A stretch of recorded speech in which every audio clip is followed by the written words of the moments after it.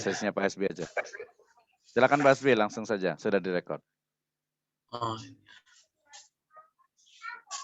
Maaf, minta tolong di apa tadi itu di share screen materinya. Minta tolong di share lagi tadi. Iya. Ya, silakan. Boleh tolong di next. Pak Asmi nggak langsung nge-share sendiri ya? Ya, silakan. Iya, ini takut terganggu ininya, sinyalnya. Jaringannya ya. Ya, silakan. Langsung Pak Asmi. Ya, baik. Jazakallah khairan, Kasir ya. Sebagaimana tadi ya, yang tadi disampaikan oleh Bapak Dr. Abdurrahman Wisno dan Bapak Dr. Mujiono ya, Bapak Selamat Mujiono, yaitu mengenai latar belakang kenapa sih penting adanya halal ini ya, yaitu adanya label halal ini. Nah ini sebagaimana dalam sebuah hadis yang telah disampaikan juga tadi oleh Bapak Dr. Abdurrahman Wisno tadi di awal ya, yaitu hadis yang terdapat di dalam syarah hadis arba'in ya, yaitu hadis yang nomor 6 yang berbunyi an Abi Abdillahin Nu'man Bashirin radhiyallahu anhuma qala sami'tu Rasulullah sallallahu alaihi wasallam inna halalan bayin wa innal haraman bayin wa bainahuma umurun mutasyabihatun la ya'lamuhunna katsirun minan nas faman taqas subuhatu faqadis tabaraka alidinihi wa iradihi wa man waqa'a fi subahati waqa'a fil harami qarra'i yara'a haulal hima yusik ayyara ta'a fihi alla wa inna likulli malikin haman ala wa inna himallahi maharimuhu ala wa inna fil jasadi mudghah idza solahat jasad kullahu wa idza fasadat jasadu kulluhu ala wahya qalbu. Riwayat dari Bukhari dan Muslim ya. Ini hadis yang sangat terkenal ya, yaitu mengenai sangkut paut antara makanan dengan hati ya. Yaitu hadis ini berbicara mengenai bahwa ada yang sudah jelas, yaitu halal sudah jelas, haram sudah jelas. Di antara yang halal dan haram ini ada sesuatu yang syubhat ya. Tadi Bapak Dr. Selamat Mujiono sudah secara gamblang ya, hal-hal yang syubhat tadi itu ya, terutama yang dari babi tadi itu ya, satu hewan babi itu ternyata bisa memberikan banyak sekali syubhat-syubhat walaupun asalnya itu haram ya. Nah ini syubhat-syubhat ini ya dikatakan bahwa apabila kita sebagai orang muslim ini menghindari yang syubhat, maka kita telah menyelamatkan agama kita dan kehormatan kita ya. Dan apabila kita berbuat syubhat, maka lama-kelamaan syubhat itu akan jatuh ke dalam yang haram ya. Nah ibaratnya seperti seorang penggembala kambing yang mana dia menggembala kambing dalam sebuah wilayah dan situ ada wilayah terlarang dan kambingnya itu perlahan-lahan masuk ya karena mungkin ada beberapa helai daun yang keluar dari daerah terlarang tersebut yang mengakibatkan kambing itu masuk ke dalam daerah terlarang tersebut. Nah hadis ini nyambung dengan hadis mengenai anggota tubuh, yaitu ada raja di dalam anggota tubuh, yaitu hati manusia ya. Nah menariknya ya, apa sih sangkut pautnya ya antara makanan ini bicara tentang halal haram ya, halal haram, dan dia nyambung dengan anggota tubuh kita yaitu hati ya. Hati kalau dalam bahasa Indonesianya maksudnya sih bukan hati limpa ya, tapi di sini adalah lebih kepada ke jantung ya sebenarnya. Kolbu itu adalah jantung ya. Nah, dalam ilmu biologi juga jantung ini ternyata adalah bagian yang sangat vital ya dalam tubuh manusia baik secara fisik maupun secara psikis ya. Secara fisik dia mengalirkan darah ya, memompa darah ke seluruh tubuh manusia ya. Secara psikis disinilah kolbu inilah letaknya iman ya, iman seseorang itu dalam kolbu ini ya. Nah, apabila rusak kolbu itu ya baik secara fisik maupun psikis, maka rusaklah seluruh anggota tubuhnya. Boleh tolong di next. Nah, kenapa sih penting adanya label halal ini? Ya, karena adanya sumber hukum, yaitu yang pertama adalah adanya sadu az-zari'ah dan maslahah mursalah. Ya, boleh di next.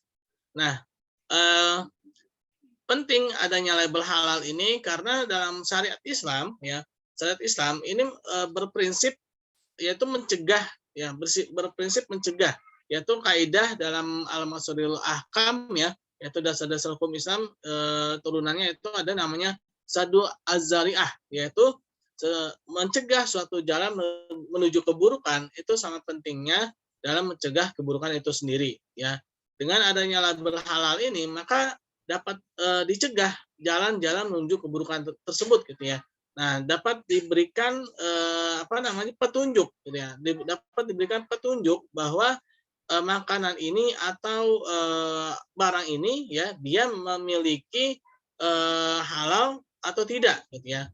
Nah, dengan adanya label halal ini maka dia akan menjadi barang yang dapat dipastikan halal. Nah, adapun dalil sadu zariah ini adalah dalam Quran surat Al-Isra ayat 32,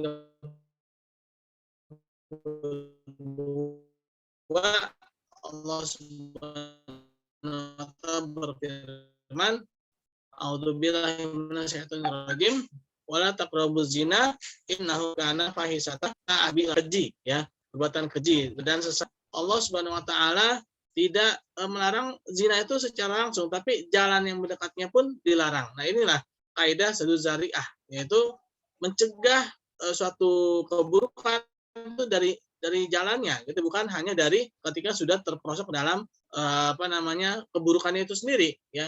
Oleh karena itulah sangat penting adanya label halal, karena dengan adanya label halal ini membimbing manusia untuk tidak jatuh dalam makanan-makanan yang haram, ya. Nah, boleh di next lagi. Nah, lalu yang kedua adalah maslahah mursalah, yaitu mengambil manfaat dari suatu permasalahan agar tertegaknya tujuan-tujuan syariah. Dalam kitab Imam Al-Ghazali, ya, Ihya Ulumuddin, ya, bahwa adanya label halal ini adalah kita untuk bisa mendapatkan manfaat, ya. Kita menjadi jelas bahwa makanan barang ini dia telah halal, ya. Jadi ada permasalahan halal dan haram sebagaimana tadi Bapak Dr. Yono sampaikan, ya, bahwa dari satu babi tadi itu, ya, itu bisa bermacam-macam turunannya, ya. Ada menjadi gelatin dan segala macamnya, ya. Nah, itu maka dibutuhkan suatu label, ya, dibutuhkan suatu label halal, ya, sehingga masyarakat, terutama umat Islam ini, ya, Muslim ini, dia menjadi mengetahui perbedaan antara yang halal dan yang haram, ya. Ya, mungkin tadi Bapak Dr. Abdurrahman Wisno, ya, sudah bercerita bagaimana tegasnya seorang Muslim dari Singapura, ya. Dia sudah terbiasa dengan adanya label halal, ya. Dia tidak mau makan di warung Tegal, di restoran Padang, yang kadang memang belum ada label halalnya, ya. Nah, karena dia sudah melihat adanya manfaat dari label tersebut, nah, yaitu adanya kejelasan, adanya tanggung jawab kehalalan dari barang tersebut, ya. Boleh di next. Nah, ini saya sedikit mengambil sejarah, ya, tentang label halal dalam Islam, yaitu bagaimana dalam ketika masa Nabi Muhammad SAW, ya, masa Khulafaur Rasyidin, Bani Muawiyah, Bani Abbasiyah, Turki Utsmani, dan sekarang ini, ya. Boleh di next. Nah, labellisasi halal di masa Nabi Muhammad SAW, ya. Nah, pada masa ini memang belum ada label, ya, akan tapi pada saat ini adalah masa-masa penetapan hukum, ya, masa-masa penetapan hukum, yang dimana ketika ada suatu permasalahan, ya, permasalahan-permasalahan, terutama dalam mengkonsumsi makanan, ya, sebagaimana ada di dalam sebuah riwayat, ya, ada seorang sahabat yang memakan biawak, ya, bukan biawak tapi apa namanya itu, kalau biawaknya kan haram, ya, tapi ada Dob. ya turunan kalau dibilang tuh masih sejenis biawak lah, ya. Nah, ketika itu para sahabat Rasulullah menanyakan hal itu, ya. Rasulullah tidak melarang tapi tidak mengkonsumsinya. Jadi di sini langsung ada apa ya, kalau dibilang tuh ada case, ada fatwa gitu ya. Ada pertanyaan, ada jawabannya gitu ya. Nah, ini pada masa-masa inilah adanya penetapan-penetapan hukum ya, adanya hal-hal yang dibiarkan, ya dianjurkan dan juga ada hal-hal yang dilarang ya seperti riba ya sebagaimana tadi Pak Dr. Slamet Pujiono ya katakan nanti saya suruh bahas sedikit riba ya, itu riba ya. Nah, riba ini walaupun dilarang ternyata juga dia berproses ya, berproses panjang sampai 4 kali ayat ya, 4 4 kali proses ya, bukan 4 ayat ya, karena ayat itu banyak ya. 4 kali proses pelarangan riba ya secara perlahan-lahan ya. Riba itu dilarang oleh Allah Subhanahu wa taala ya.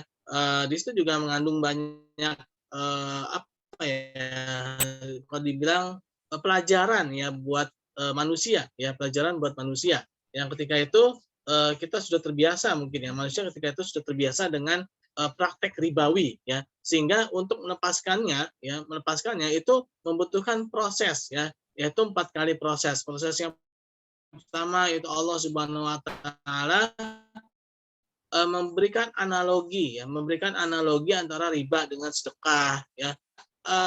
Melarang, ada kata larangan ya. Kan tapi memberikan analogi perbandingan antara riba dengan sedekah. Dikatakan bahwa riba itu Allah Subhanahu wa taala tidak menambah apapun dari riba ya kan, tapi sedekah yang kamu keluarkan maka itulah yang Allah Subhanahu wa taala lipat gandakan. Mohon maaf saya mau cas dulu bentar ya. Karena baterainya lowbat. Oke, lanjut Pak Aswi. Bisa sambil lanjut? Ya, bisa. Ya, setelah ayat itu turun lagi ayat mengenai riba, yaitu menyindir perilaku orang Yahudi yang mana mereka memperlakukan riba ya terhadap orang-orang di luar mereka ya. Nah, tapi bagi sesama mereka sendiri mereka tidak melakukan ribawi itu. Mereka melarang ribawi itu untuk mereka sendiri, tapi untuk orang lain ya di luar dari bangsa mereka melakukan riba.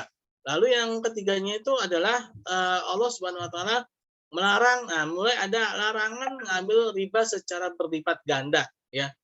Nah, itu yang ketiga, dan yang keempat adalah secara tegas ya Allah Subhanahu wa taala sudah sangat keras sekali ya. Pertama kali ayat itu adalah mengenai riba. Orang-orang yang mengambil riba itu seperti orang yang kesurupan lantaran kesurupan lantaran penyakit jiwa gitu ya. Artinya di situ bahwa suatu negara gitu ya, dalam ayat Al-Baqarah 275 itu ya, itu menggunakan kata-kata jamak itu orang-orang, artinya bisa menjadi suatu wilayah, negara ya. Apabila menggunakan praktik riba, maka negara tersebut tidak akan pernah stabil pada bahasa ekonominya. Dan panjang lebar sampai dengan Al-Baqarah 279 ya. 279 kalau tidak salah itu ya. Terakhirnya tuh sampai terakhirnya ada ancaman bahwa orang-orang yang tetap melakukan riba itu dia sama saja memerangi Allah dan Rasul-Nya. Nah, itu adalah ayat yang paling keras ya.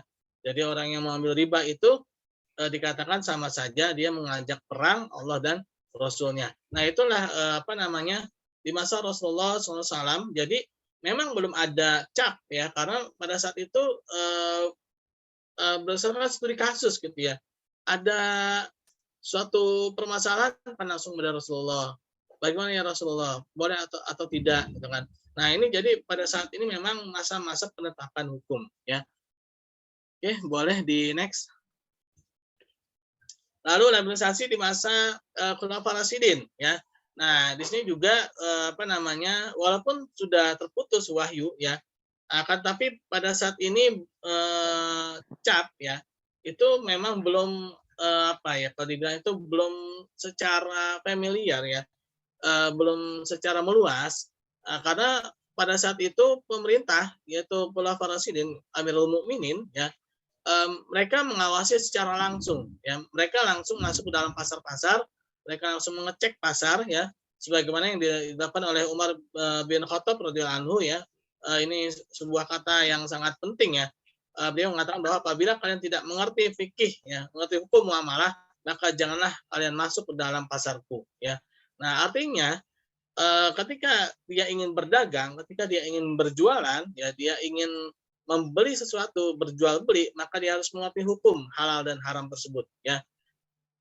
Nanti tidak akan ada orang yang jual barang-barang haram, apalagi barang secara zatnya itu seperti sebagaimana sekarang kita ketahui ada yang menjual babi, ya, terus anjing, terus untuk dikonsumsi.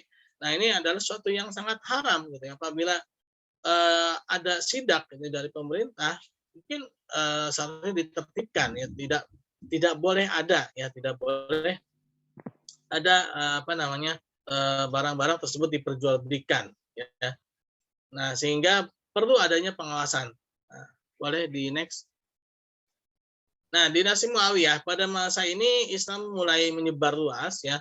Hanya saja ketika dinasti Muawiyah ini mulai adanya pemisahan antara kepala negara dengan kepala agama, dengan ahli agama.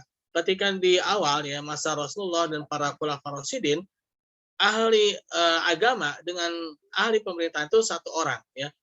Kepala negara itu dia adalah ahli agama.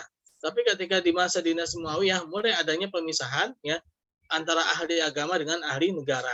Ya sehingga muncullah adanya lembaga-lembaga atau adanya suatu badan ya yang mengatur mengenai halal dan haram di kehidupan masyarakat ya. Nah, kalau sekarang mungkin MUI ya, Badan Mufti atau yang sejenisnya ya. Nah, pada saat dinasti Muawiyah inilah mulai adanya pemisahan ya, adanya pemisahan antara ahli negara dengan ahli pemerintah. Yang awalnya itu satu ya. Ketika seorang pemimpin dia tuh ahli negara juga ahli agama sehingga dia yang menetapkan langsung halal atau haramnya. Nah, di masa dinasti Muawiyah ini mulai munculnya adanya pemisahan antara yang ahli negara dengan ahli agama ya. Nah, sehingga muncullah mulai ada lembaga gitu ya, mulai adanya lembaga di masa dinasti Muawiyah ini. Lalu next. Nah, dinasti Abbasiyah ya. Sebenarnya dinasti Abbasiyah ini tidak jauh berbeda dengan dinasti Muawiyah ya. Hanya saja mulai adanya pengaruh dari Bani Mamluk ya, bangsa Seljuk ya, Turki ya. Ini mulai adanya istilah kepala agama yaitu Syekhul Islam ya. Mulai adanya istilah Syekhul Islam. Nah, Syekhul Islam inilah yang menetapkan halal dan haram itu ya, yang memberikan pedoman ya, yang memberikan sebagai rujukan halal dan haram ya, menurut pandangan Syekhul Islam ini ya. Nah, di sini dinasti Abbasiyah ya. Mulai adanya Syekhul Islam seperti Ibnu Taimiyah ya diberikan gelar Syekhul Islam, Imam Al-Ghazali Syekhul Islam ya, yang dapat memberikan keterangan penjelasan tentang halal dan haram tersebut ya. Oke, next. Nah, di dinasti Turki Utsmani pun juga hampir sama ya, ada Syekhul Islam ya, dan adanya lembaga mufti ya, adanya lembaga pengambil fatwa ya. Nah, yang mana dari lembaga mufti inilah akan adanya fatwa-fatwa halal dan haram tersebut ya. Dan boleh next. Nah, pada saat ini ya. Nah, khususnya di Indonesia ya. Awalnya kita itu adanya label haram, yaitu label makanan itu adalah makanan yang haram gitu ya. Yaitu khususnya tadi sebagaimana tadi Bapak Dr. Slamet Mujiono menyampaikan adanya kandungan babi tadi itu ya. Jadi makanan yang haram tadi ya dia mendapatkan label babi ya, pork ya. Ada label babinya. Artinya makanan itu mengandung babi gitu. Akan tapi sebagaimana kita ketahui bahwa haram itu bukan cuma dari babi ya, tapi juga ada dari hewan-hewan yang lain. Tadi juga Bapak Dr. Mujiono juga sudah menjelaskan ya bahwa ada yang bertaring, ada yang dua alam ya. Nah, ini bagaimana logonya jadi macam-macam kan bingung gitu ya. Apa dikasih logo taring gitu atau dikasih logo. Nah, oleh karena itu akhirnya menjadi logonya itu menjadi logo halal. Artinya logo halal ini bahwa ketika sudah dinyatakan halal ya maka dapat dipastikan dia bebas dari yang haram-haram tersebut ya, dari tadi ya bertaring, dari yang babi ya, terus juga dua alam dan sebagainya macamnya itu yang merusak tubuh ya. Artinya dia sudah bebas dari itu semua menjadi logo halal ya. Nah, saat itulah ya maka label halal itu ya, dan sampai sekarang ya kita harus terbiasa dengan label halal. Ya, mungkin 5 menit lagi Pak Aswi. Ya, untuk label halal ini ya, kita harus terbiasa ya, dan harus membiasakan diri untuk membeli makanan yang ada label halalnya. Karena terlepas dari apakah lembaga yang mengeluarkan halal atau haram itu dia mumpuni atau tidak, itu sudah istilahnya di luar tanggung jawab kita ya. Ketika kita mengkonsumsi, ya walaupun MUI sendiri ya tidak melarang apabila suatu restoran atau suatu tempat makan dia mengeluarkan label halal sendiri ya, dia mengeluarkan label halal ya tanpa persetujuan MUI, tapi logo halal dia sendiri, tidak ada larangan. Tapi itu nanti ketika suatu saat ada sidak ya, ketika dia terlihat ada sesuatu yang haram di situ, ya maka akan ditindak keras, ya akan ditindak keras. Oleh karena itulah kita harus membiasakan diri ya untuk membeli makanan, terutama makanan ya, terutama makanan.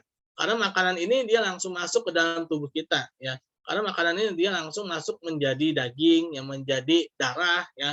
Karena dalam suatu hadis juga dinyatakan bahwa sungguhnya daging yang tumbuh dari yang haram itu maka api neraka lah yang paling layak untuknya gitu ya. Artinya di sini kita harus benar-benar berhati-hati ya dalam mengkonsumsi makanan, terutama tadi ya B4B1 tadi. Ya B4B1 tadi itu kenapa sih kok B4B1 itu sangat kalau dibilang tuh diharamkan ya? Karena memang hewan yang satu ini dia kalau dibilang tidak berperi kehewanan. Tidak berperi kehewanan ya dibandingkan dengan hewan-hewan yang lainnya. Syekh Muhammad Abduh ya pernah kalau dibilang tuh di bahasa itu dinyinyir ya, bahasanya itu dinyinyir. Beliau pernah diajak oleh temannya di Prancis ya. Itu dikasih lihat tuh peternakan babi di sana ya. Peternakan babi di sana ternyata sangat bersih gitu ya, sangat bersih. Sangat higienis lah ya. Nah, beliau dikatakan seperti ini, wahai Muhammad Abdul, lihat nih peternakan kita di sini sangat bersih. Lalu bagaimana dengan babi kita ini, halal atau haram gitu kan? Nah, disitulah ya dibutuhkan kecerdasan seorang muslim ya, bahwa ketika Allah Subhanahu wa taala menetapkan haram, maka dia haram ya. Tidak ada istilah kalau dibersihin jadi halal, bukan ya.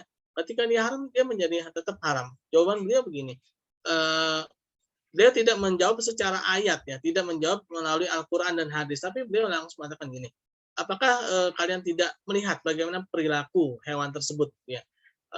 Perilaku hewan tersebut hewan yang tidak cemburu ya, tidak memiliki rasa cemburu terhadap pasangannya, hewan yang tidak memiliki rasa kasih sayang terhadap anaknya ya, hewan yang rakus ya. Nah, 3 hal itulah yang menjadikan sifat-sifat itu yang menempel pada kalian gitu, kata Syekh Muhammad Abduh.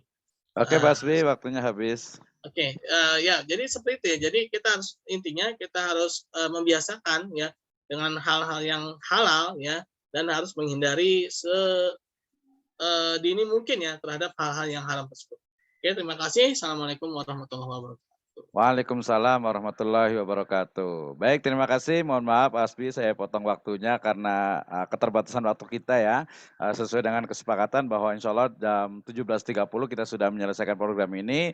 Dan saya yakin ini adalah tema yang sangat menarik sekali karena terkait dengan salah satu dari sendi kehidupan kita ya. Tidak hanya makanan saja, bahkan sekarang sudah menjadi tren apa yang disebut dengan istilah halal lifestyle gitu ya. Jadi halal ini bukan hanya tadi makanan dan minuman, tapi tadi menarik sekali pembahasan dari Dr. Slamet dan juga Pak Hasbi terkait dengan halal, labelisasi dan juga sertifikasi. Kita mendapatkan beberapa informasi terkait dengan elemen-elemen tadi oleh Dr. Slamet sudah sebutkan yang ada di pada daging babi ya, unsur-unsur dari babi yang kemudian muncul atau menjadi berbagai bahan dasar bagi pembuatan berbagai makanan dan juga minuman gitu ya. Nah, kemudian selain makanan dan minuman juga sekarang tadi ada halal lifestyle. Kebetulan satu dari mahasiswa magister saya juga sedang membuat riset tentang kawasan industri halal gitu ya. Jadi ternyata halal tadi bukan hanya makanan, minuman tapi sudah sampai ke level kawasan industri halal, dan ternyata bukan di Indonesia tapi di Jepang itu sudah ada namanya kawasan industri halal, di mana satu kawasan industri di sana ada dari mulai bankingnya, finance-nya, perbankannya, kemudian juga manufakturnya sampai kepada kilang-kilangnya, pabrik-pabriknya itu semuanya berbasis halal sehingga ketika satu barang ya bahan mentah misalnya masuk ke kawasan itu sudah steril halal, diproses di dalamnya juga dengan keuangannya, akuntansinya, kemudian juga barang-barangnya, mesin-mesinnya sampai keluar kembali sudah jaminan dari halal atas kawasan industri halal. Selain itu juga kita mengenal ada namanya halal tourism ya, halal hospital ya, rumah sakit halal, ada halal food tadi jelas juga gitu. Kemudian juga ada halal airport bahkan gitu ya. Bahkan nanti istilahnya itu menjadi Muslim friendly. Ini menjadi hal yang juga kekinian untuk dibahas terkait dengan halal ya. Misalnya di sini terima kasih sudah hadir juga Pak Sesep Saiful Alam nih yang ingin mengembangkan kampung halal gitu ya. Jadi bagaimana pariwisata yang ada di Pamijahan itu menjadi halal tourism atau minimal tuh Muslim friendly ya. Jadi tourism halal Muslim friendly tourism atau pariwisata syariah ini juga menarik juga. Oke, masih ada waktu sekitar 15 menit ya. Kita berikan kesempatan kepada yang ingin bertanya baik di channel Syariah Community di YouTube-nya ataupun langsung. Mungkin sepertinya kita akan berikan kesempatan yang langsung dulu ingin bertanya. Mungkin Pak Sesep ingin bertanya, saya persilahkan kepada Dr. Slamet dan juga kepada Bapak Hasbi. Silakan Pak Sesep. Baik, terima kasih. Assalamualaikum warahmatullahi wabarakatuh. Waalaikumsalam warahmatullahi wabarakatuh. Ya, sebetulnya tadi saya mengharapkan dari judul itu kan labelisasi halal dan sertifikasi halal ya. Yang tadinya yang saya harapkan itu bagaimana proses pembuatan label gitu kan dan bagaimana proses pembuatan sertifikasi. Akan tetapi kajiannya lebih kepada tentang haram itu sendiri, ke halal itu sendiri. Begini, pertanyaan saya sebetulnya sedikit saja. Dalam Al-Quran itu Allah menyebutkan bahwa yang haram itu adalah bangkai, darah, kemudian daging babi dan apa-apa yang disembelih wama uhilla li ghairillah. Nah, kemudian kenapa halal ini menjadi atau keharaman babi ini menjadi melebar ya? Itu satu. Menjadi melebar dari lahmal khinzir menjadi semua hal yang berkaitan dengan babi menjadi haram. Itu yang pertama. Yang kedua, halal ini bukan lagi saya menganggap bukan lagi sebagai sesuatu yang boleh atau tidak boleh, tetapi lebih menjadi alat marketing untuk sekarang ini. Jadi, nah itu bagaimana tanggapannya tentang karena anggapan saya lah dalam hal ini halal lebih kepada alat marketing. Nah itu dua pertanyaan itu saja. Nah berkaitan dengan pertanyaan nomor satu tadi, mengapa keharaman babi melebar, sedangkan tadi disebutkan banyak sekali manfaat oleh tadi pembicara yang pertama dan oleh pembicara yang kedua tadi disebutkan pendekatan istinbat ahkamnya itu melalui sadduz zariyah dan maslahah mursalah. Sedangkan di dalam Al-Qur'an itu kita dapat itu keduanya melalui thoriqoh ma'nawiyah. Sedangkan kita bisa melakukan pendekatan dengan thoriqoh lugawiyah yaitu dengan sesuatu yang khas, katakanlah tadi lahmal khinzir. Saya kira itu pertanyaannya ya, dua hal. Terima kasih. Wassalamualaikum warahmatullahi wabarakatuh. Waalaikumsalam warahmatullahi wabarakatuh. Terima kasih Pak Sesep. Ini sempat jadi tema diskusi kita di kelas juga. Jadi ke Pak Dr. Slamet dan juga Pak Hasbi, pertanyaannya adalah secara spesifik, kalau di dalam ayat Al-Quran, ayat itu menggunakan, kalau Allah itu menggunakan lahmal khinzir. Ya, kalau di secara bahasa itu adalah lahem, itu adalah daging khinzir ya, hanya daging khinzirnya saja. Tapi kemudian kok melebar ke kuku, ke tulang dan lain sebagainya. Nah, seperti apa nih sebenarnya kita ingin tahu dari kedua pembicara ya. Kemudian tadi yang kedua jelas sekali tentang ya seolah-olah itu hanya bukan berdasarkan based from our faith gitu ya, bukan berasal dari keyakinan bahwa ini halal, tapi lebih kepada faktor marketing agar laku di pasaran. Nah, silakan mulai dari Pak Dr. Slamet, silakan. Tafadhol, mangga. Terima kasih ya Pak Sesep ya. Awalnya saya sudah menyiapkan tentang PPT proses sertifikasi halal dan labelisasi halal. karena tesis saya juga itu di tahun 96. Tapi kemudian saya pikir-pikir forumnya ini agak lebih ke pengajian gitu ya. Nanti kalau saya lebih berbicara sertifikasi halal, seperti saya berbicara dengan mahasiswa saya di Fakultas Hukum gitu lah. Nah, akhirnya saya ubah lebih baik yang informatif gitu ya. Artinya karena di YouTube itu kan juga banyak teman-teman saya yang apa namanya menyimak gitu. Nah, saya lebih informatif. Baik, saya jawab gitu ya. Kenapa kok apa namanya daging ya, kulit dan tulang itu kok menyebar ke mana-mana ya? Kita kalau belajar usul fikih, gitu ya, belajar usul fikih atau itu kan ada istilah ya, sebuah dalil itu bisa mutlak ya, bisa doniun dolalah gitu ya. Nah, kalau dalil ini ya, saya ambil contoh ya. Coba misalnya ayat yang walatak robu jina, jangan kamu deketi jina. Kalau saya tanya dengan Pak Ustaz Mino itu, Pak, ini yang nggak boleh itu yang mana, Pak? Jina itu kira-kira diharamkan nggak, Pak? Iya, kalau mamanya mendekati saja tidak boleh, berarti berzina itu lebih aglab gitu ya, lebih berat Nah, lagi. lebih berat lagi. Nah itu kalau apa namanya logika yang dilarang itu kan mendekatinya, jinanya tuh boleh, kan kalau tafsir bebasnya seperti itu. Ya, tapi nggak kita memahami dalil itu ya, dari segi kaidah bahasa nggak seperti itu. Ya, itu sifatnya sangat umum ya. Artinya dia nggak khos ya, nggak khos hanya mendekati. Tapi amnya apa? Amnya itu ya semua yang perbuatan mendekati zina, misalnya berboncengan berdua, pegangan tangan dan sebagainya, itu masuk juga berzina gitu kan. Ya. Nah, sama dengan dalil tentang daging ya. Itu tidak khos tapi ya. Artinya tidak hanya daging gitu ya, tidak hanya daging diharamkan, tetapi juga karena dalil itu bersifat sangat luas gitu ya, sangat luas. Maka apa yang ada dalam tubuh babi itu menjadi haram, ya termasuk kulit bahkan bulunya gitu, bahkan sampai disamak sekalipun itu tetap haram, ya statusnya gitu.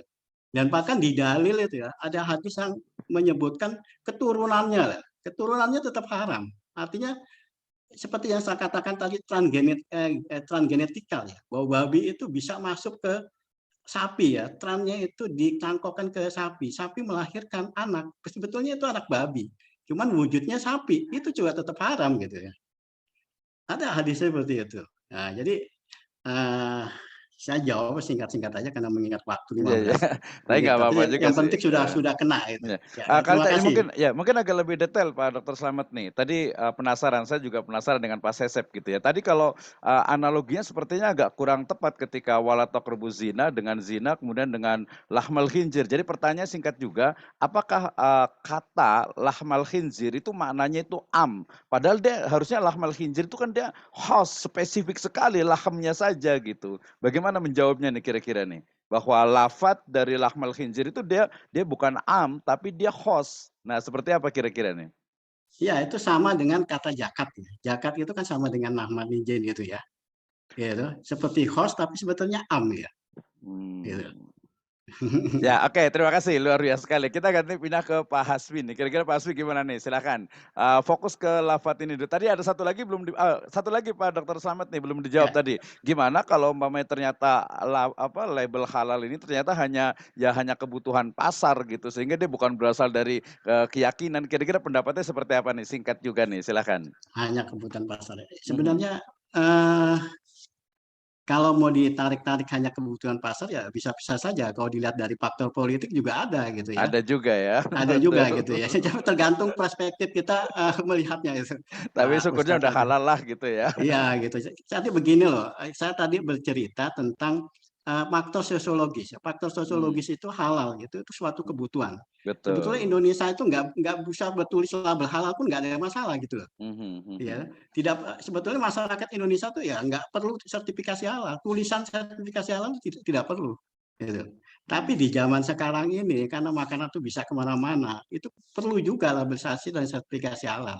Iya, gitu. betul betul. Karena apalagi orang hukum ya, kalau orang hukum itu kan harus, jelas, pasti gitu ya, jadi harus ada Ya, ya. halalnya. Oke, terima kasih Pak Dokter Slamet nih. Silakan, Pak Hasbi singkat saja untuk menjawab tadi lahmal khinzir nih, gimana Ya, secara, lughawinya nih, silakan.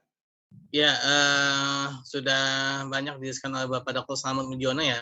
Untuk yang tadi pertanyaan saya kenapa pakainya tuh kok satu zariah dan masalah mursalah itu sebenarnya bukan untuk zatnya, itu untuk labelnya Mas ya. Jadi ini untuk labelnya. Jadi tadi sebagaimana tadi Bapak Dr. Slamet Mujiono jelaskan kan orang Indonesia ini mayoritas Islam ya kan, mayoritas itu Islam.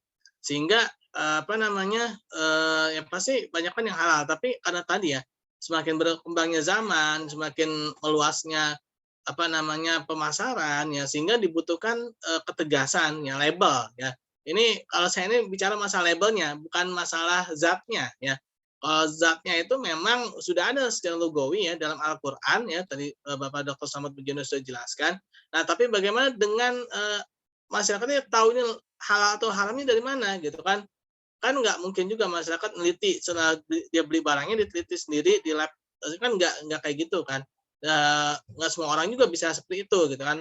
Kan kita juga nggak mau ribet ketika beli barang, masa kita harus lihat dulu sih, harus kita teliti dulu sih ke lab kan nggak juga. Nah, makanya butuh label. Nah, penandaan ada label ini tadi itu ada zadu zariah tadi ya. Dengan adanya label ini dia telah mencegah ya mencegah jalan masyarakat ini agar tidak jatuh ke dalam yang haram gitu ya. Labelnya jadinya bukan zatnya. Ya, saya ini bicara tentang labelnya ya. Oke. Ini bicara tentang labelnya bukan tentang zatnya. Ya kalau zatnya tadi sudah dijelaskan ya secara lugawi ya dalam Al-Qur'an hadis jelas. Ya, oke Pak Hasbi, nanti Pak Hasbi bisa diskusi lagi. Tadi memang mungkin korelasinya belum ketemu sekali antara sadu dzari'ah dengan juga produk halal dengan juga labelisasi. Mungkin perlu ada apakah dia hifdzul ummah atau mungkin kembali ke hifdzuddin. Baik, terima kasih pertanyaannya. Ini ada pertanyaan menarik di live chatnya Syariah Community ini untuk Pak Dr. Slamet nih dari Pak Yasir Arafat. Beliau bertanya, kepada Dr. Slamet, bagaimana cara mudah ya Dr. Slamet agar pelaku usaha secara sadar mendaftarkan sertifikasi halal usahanya.